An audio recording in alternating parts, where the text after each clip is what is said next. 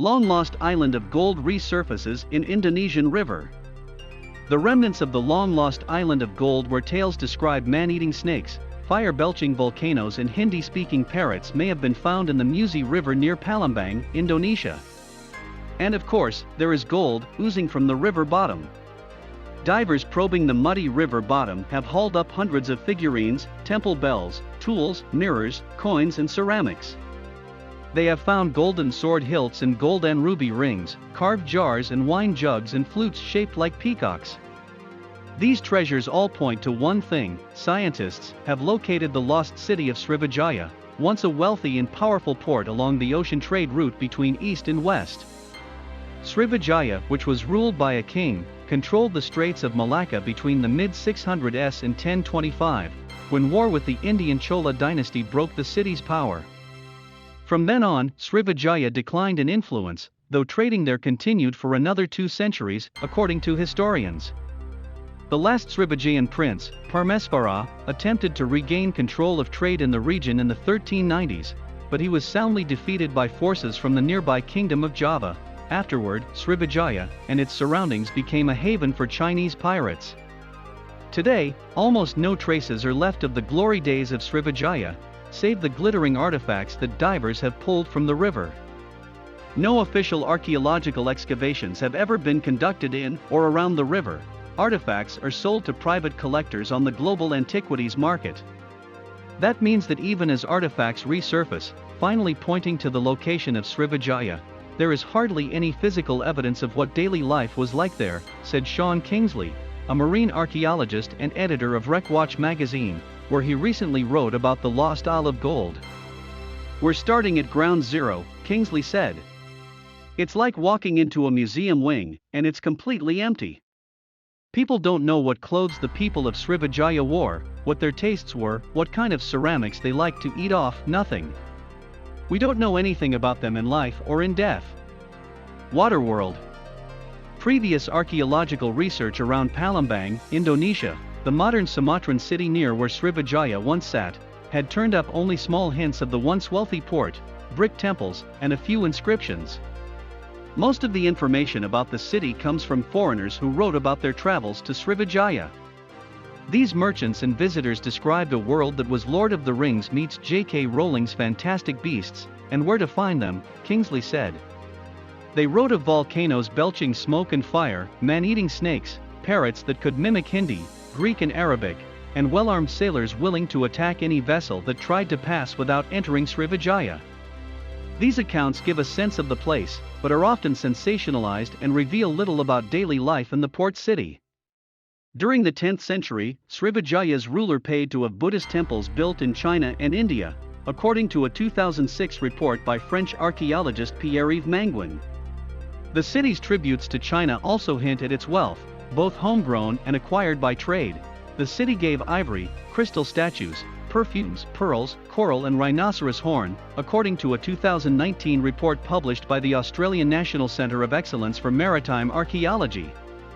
Srivijaya had vastly rich local natural resources, Kingsley said, including desirable plants such as sandalwood and camphor.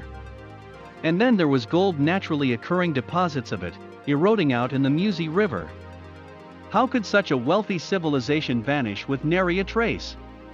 One likely possibility is that Srivijaya was made up mostly of wooden structures built right on top of the river.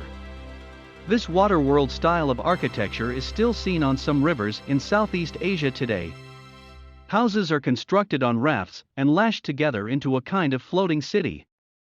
Most of Srivijaya's structures would thus have rotted within a few generations, Kingsley said, leaving behind perhaps a few posts and stumps. It's also possible that a geological event, perhaps related to Sumatra's volcanic activity, could have buried the site of Srivijaya, Kingsley said. The disappearance of Srivijaya. The signs that the Musi River might hold the secrets of Srivijaya first emerged in 2011, when construction workers began to dredge sand from the Musi for large construction projects. Glittering artifacts appeared with the sand, leading many local workers and fishermen to moonlight as divers, using hoses attached to compressed air tanks to breathe as they probed the river bottom with iron rods.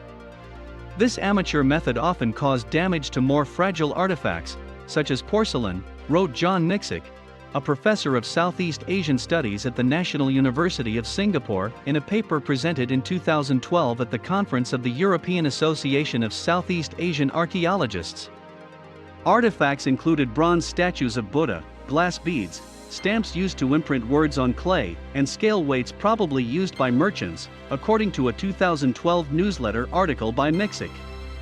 Between 2011 and 2015, a huge number of artifacts likely dating to Srivijaya's heyday appeared on the antiquities market in Jakarta, according to the 2019 Australian report. These were the most valuable of the Musi River discoveries, Miksic wrote in 2012. Objects with less commercial value were sold locally around Palembang.